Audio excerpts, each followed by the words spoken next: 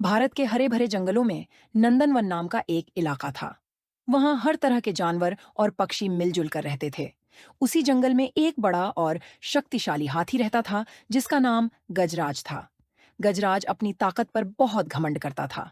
उसकी ताकत इतनी थी कि वह बड़े से बड़े पेड़ों को भी अपनी सूंड से गिरा सकता था। गजराज को पेड़ों को गिराने में बड़ा मजा आता था।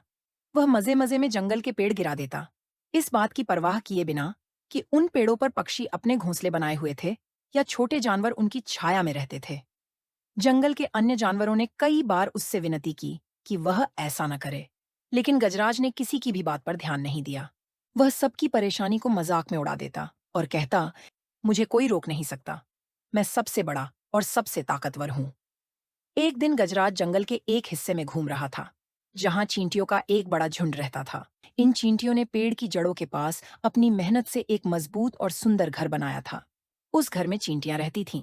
गजराज उस इलाके में पहुंचा और वहां एक बड़े पेड़ को देखकर सोचने लगा, आज इस पेड़ को गिराने में मजा आएगा। उसने पेड़ की ओर कदम बढ़ाए और अपनी सूंड उठाकर उसे गिराने की तैयारी की। चींटियों की रानी, जिसे सब मधुरा कहते थे, यह देख रही थी। उसने अपनी चींटियों को इकट्ठा किया और गजराज के पास जाकर विनम्रता से कहा, गजराज जी, कृपया इस पेड़ को मत गिराइए। यह हमारा घर है और यहाँ बहुत सारे छोटे जीव भी रहते हैं। गजराज ने उनकी बात सुनकर जोर से हंसते हुए कहा, तुम चींटियां क्या कर सकती हो? तुम इतनी छोटी हो कि मुझे रोकने की तो बात ही छोड़ दो। तुम्हारा अस्तित्व मेरे लिए कोई मायने नहीं रखता। चींटियों ने फिर से विनती की, लेकिन गजराज ने उनकी बातों को अनसुना कर दिया।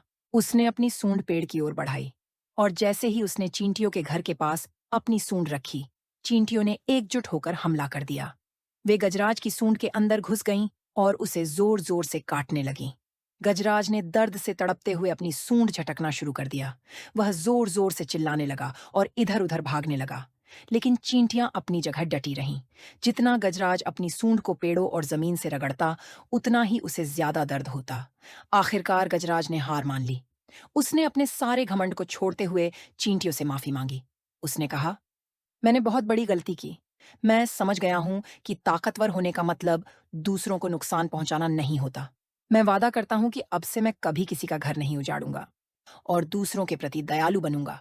चींटियों की रानी मधुरा ने कहा, गजराज, हम सबको एक दूसरे का सम्मान करना चाहिए, चाहे वह छोटा हो या बड़ा। तुम्हारी ताकत तुम्हें दूसरों की मदद करने के लिए इस्तेमाल करनी चाहिए, न कि उन्हें नुकसान पहुंचाने के लिए। गजराज ने सिर झुकाकर अपनी गलती मानी और वहां से चला गया। उस दिन के बाद से उसने कभी किसी का घर नहीं गिराया। यह कहानी हमें सिखाती है कि हर किसी का सम्मान करना चाहिए, क्योंकि छोटे जीव जैसे चींटियां भी बड़े हाथी को रुला सकती हैं। हमें सभी जीवों का सम्मान करना चाहिए और उनकी भावनाओं का ख्याल रखना चाहिए। घमंड हमेशा नुकसान पहुंचाता है, लेकिन विनम्रता और करुणा हमारे जीवन को सुंदर बनाती है।